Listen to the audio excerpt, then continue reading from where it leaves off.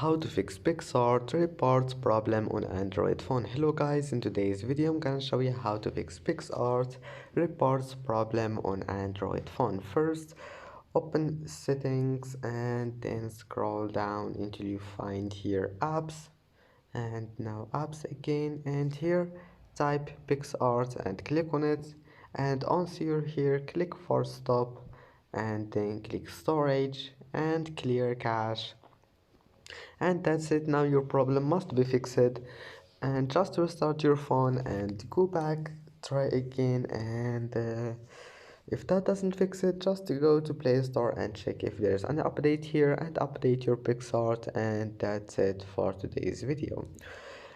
And if you like this video, please don't forget to like and don't forget to subscribe, and thank you for watching this video until the end, and see you in the next video.